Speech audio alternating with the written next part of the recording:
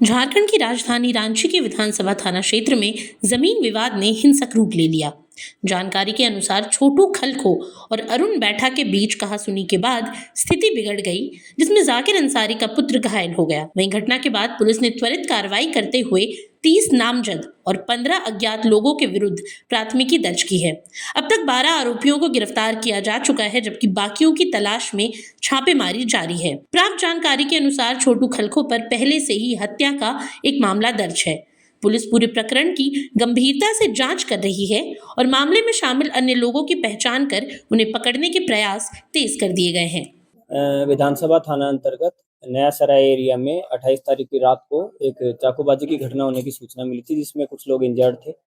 Police ने promptly respond किया और वहां ये देखा कि एक दो ग्रुप्स हैं। इसमें उनका कुछ आपसी विवाद था जमीन विवाद को लेकर। इसमें एक जो ग्रुप है वो छोटू खलको है और दूसरा अरुण बैठा नाम के व्यक्ति हैं। और इनके साथ इनका जो पहले दिन में इनका विवाद हुआ था किसी और क्षेत्र में, और रात को ये लोग दोबारा जाके भिड़ गए थे, जिसमें दोनों तरफ से काफ़ी सारी गाड़ियां वगैरह और काफ़ी सारे लोग आए थे। और उसके बाद कुछ ये चीज़ें, ये इन्फॉर्मेशन भी सामने आई कि जहां विवाद हुआ था उस घर का एक व्यक्ति जो है वो बाहर निकल के देख रहा था कि मेरे घर के बाहर क्या विवाद हो रहा है। उसी क्रम में उसके साथ भी काफ़ी ज़्यादा मार पिटाई कर दी गई। उसको कुछ शार्प वेपन से कुछ इंजरीज भी इन्फ्लिक्ट कर दी गई थी इन लोगों के द्वारा। पुलिस ने उनके बयान के आधार पर, उनके फादर के बयान के आधार पर ये एफआईआर रजिस्टर करी है।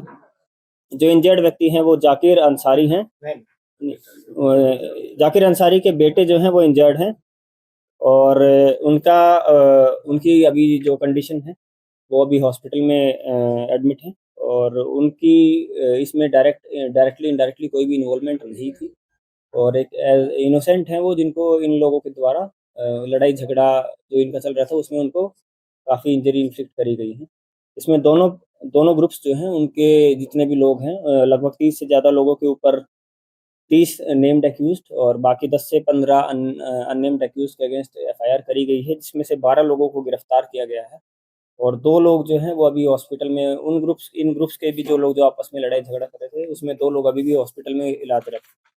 इसमें जो मेन एक्यूज्ड है छोटू खलको, कुलदीप खलको, बबलू कुजूर, शुभम प्रजापति, कमलेश महली, राजकिशोर ओरांव, प्रदीप लोहार, सुमित कुमार सिंह, मुकेश कुमार, रवि कुमार और दिलजन मुंडा, इन सभी लोगों को अरेस्ट किया गया है। साथ ही साथ एक राइफल जो है, एक फोल्डेबल राइफल 3.15 बोर की है, अरुण बैठा की लाइसेंस्ड राइफल है, लेकिन जब इनका झगड़ा हो रहा था उस झगड़े में एक तो इस राइफल का यूज़ किया गया था और उसी के क्रम में ही आपस में जब छीना झपटी हुई तो जो दूसरे वाले जो पक्ष के जो आदमी हैं, जो छोटू कलको हैं, उन्होंने ये छीन ली थी उनसे और उसके बाद इसलिए इस राइफल को उनके उसे सीज़ किया गया पोज़ीशन से। और एक देसी पिस्टल भी मिला है, जो वहाँ जब लड़ाई हो रहा था तो वहाँ लोग लेके गए थे। और 5 जिंदा कारतूस 7 एमएम के मिले हैं। एक खाली मैगज़ीन भी रिकवर किया गया है। साथ में काफ़ी सारी गाड़ियाँ थी वहाँ पर, तो एक फॉर्च्यूनर गाड़ी ब्लैक कलर की और 2 स्कॉर्पियो गाड़ी, जिसमें 2 गाड़ियों के शीशे भी टूटे हुए हैं। उस लड़ाई झगड़े में जो शीशे भी आपस में तोड़े गए हैं वो भी सीज़ किए गए। एक बुलेट मोटरसाइकिल सीज़ करी गई और 12 मोबाइल जो है पुलिस के द्वारा सीज़ किए गए।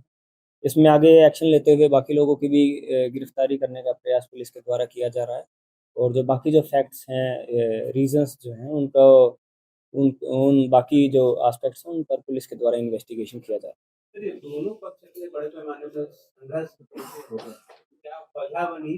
बातें इस तरह से बढ़ा रही हैं। अभी तक जो सूचना प्राप्त हुई है, इनका कोई जो ये छोटू खलको और जो अरुण बैठा है, ये दोनों ही ज़मीन खरीद-बिक्री का काम करते हैं और किसी ज़मीन की खरीद-बिक्री को लेकर ही दोनों के बीच में दिन में भी विवाद हुआ था।